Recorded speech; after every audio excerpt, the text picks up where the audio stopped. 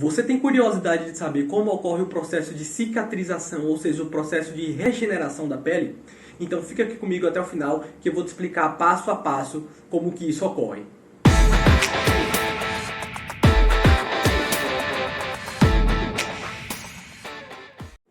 O processo de cicatrização da pele é bastante complexo e passa por algumas etapas. A gente pode dividir esse processo aí em basicamente 4 fases de cicatrização. Então, nós temos então a fase da hemostasia, a fase inflamatória, a fase proliferativa e a fase de maturação. E a gente divide essas 4 fases justamente porque em cada uma delas ocorre um fenômeno importante e existem algumas células, como você pode ver aqui nesse esquema, que predominam em cada uma dessas fases. E cada uma dessas células vai desempenhar um papel fundamental para que o processo de cicatrização, para que o processo de reparação da pele ele seja da melhor forma possível, o mais rapidamente possível, com o melhor resultado estético possível e preservando a melhor funcionalidade da pele. Além disso, é importante a gente saber que quando é feita uma cicatriz, a pele ela quer que aquela cicatriz tenha a mesma resistência, a mesma força têncil do que a pele normal. Mas entrando agora propriamente dito nos estágios da cicatrização da pele. Imagine então que você leva logo um corte, né? Você teve um tombo, um traumatismo ou até mesmo iniciou-se um processo de cirurgia. Logo que a gente tem um corte na pele, a primeira coisa que ocorre é o sangramento. Então, como a nossa pele ela é muito inteligente, o primeiro mecanismo que ela vai fazer para formar o processo de cicatrização é a hemostasia. Essa hemostasia nada mais é do que a coagulação daquele local em que houve o trauma para estancar o sangramento. Tá? Então a primeira coisa é a gente se proteger da perda de sangue. E como é que ocorre essa hemostasia? Qual é a célula que é mais importante aí?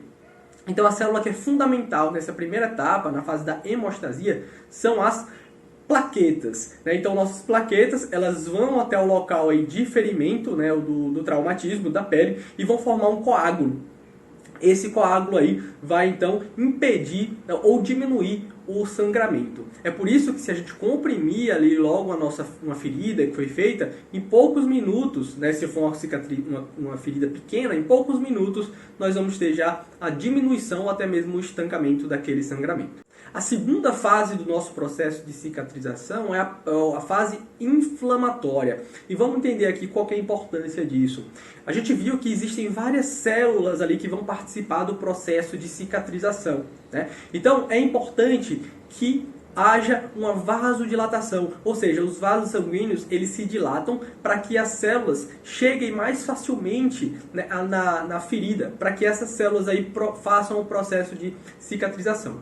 A primeira célula que chega no local ali da ferida são os neutrófilos. Os neutrófilos, então, eles são células aí que vão fazer o quê? Que vão fagocitar, ou seja, vão comer os restos, as sujeiras, né, que existem naquela ferida, para que o processo de cicatrização ocorra em um ambiente limpo. Então perceba aí essa engenharia que complexa e eficaz é. E é justamente por conta dessa vasodilatação aí, nessa fase inflamatória, que você vai ter os sintomas inflamatórios que a gente vê na clínica, que é o quê? O edema, ou seja, o inchaço da ferida. Nós vamos ter aí o rubor, ou seja, a vermelhidão, né, do local também. E nós vamos ter o calor, ou seja, aquele local fica mais quente. Então aí você entende porque que após um traumatismo, uma pancada, você tem esses sinais inflamatórios. É justamente por conta dessa vasodilatação que ocorre aí nessa fase inflamatória. Além dos neutrófilos, chegam outras células, que são os macrófagos, que também ali vão ser os faxineiros. Eles vão acabar ali retirando os restos celulares, a sujeira e trazendo novas células inflamatórias ali para aquele processo. Tá? Então essa fase inflamatória é fundamental aí para o processo de reparação também. A terceira fase ela é fundamental, né, dentro desse processo de cicatrização. Nós temos aí então a participação de 3 células fundamentais, os fibroblastos, as células endoteliais e também nós temos aí o papel dos queratinócitos. Vamos entender aqui o que é que ocorre. Os fibroblastos, eles são as células que vão fazer o quê? A produção de colágeno. E o colágeno é a principal proteína da nossa pele. É o colágeno que vai dar a sustentação, a rigidez, a força têncil da nossa pele. Então é importante que a gente tenha uma quantidade de colágeno adequada para que aquela cicatriz tenha a mesma força da pele anterior, tá? Para que ela não se rompa com tanta facilidade. Então esse é o papel aí do fibroblasto produzindo o colágeno. Outra célula fundamental são as células endoteliais. Tá? O que são essas células endoteliais? São as células dos nossos vasos sanguíneos. Essas células vão fazer a neoangiogênese, ou seja, vão formar novos vasos. E para que isso? Para que mais sangue chegue naquela cicatrização para nutrir aquela ferida. Se ela não tiver nutrição adequada, é uma ferida que não vai cicatrizar adequadamente. Então é importante que novos vasos sejam formados para que tenha a nutrição adequada daquela ferida. Tá? Então células endoteliais vão fazer neoangiogênese para a nutrição da cicatriz. E é por isso que nessa fase aqui, essa fase terceira, nós temos o famoso tecido de granulação. Vocês estão vendo nessa figura aqui.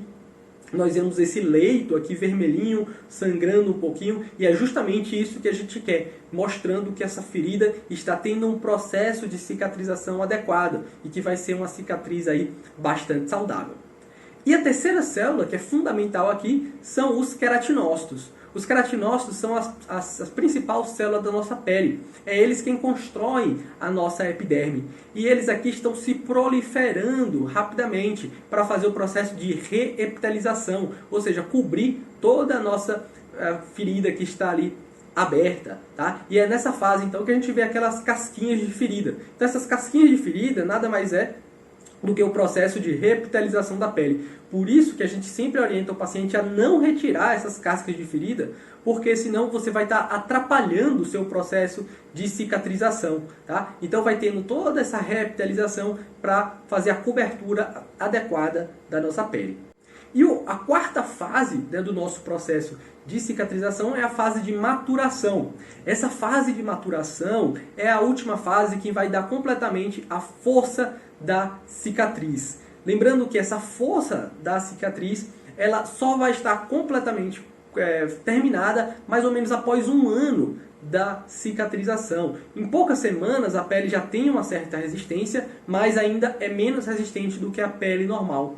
Então a partir do momento que vai tendo toda essa fase de maturação, aquela cicatriz vai se maturando com os miofibroblastos, que são células que vão fazer a contração daquela ferida, nós vamos ter depois de um ano a força completa daquela área, daquela cicatriz ali. Tá? Então a quarta fase de maturação é para dar força têncil à cicatriz e é produzida aí pelos miofibroblastos, né, as células aí mais importantes. Beleza? Então se você gostou desse vídeo e gostaria de um outro vídeo explicando como que a gente pode cuidar da nossa cicatriz, deixa aqui nos comentários que a gente vai fazer esse vídeo aí para você. Um forte abraço e até o próximo vídeo.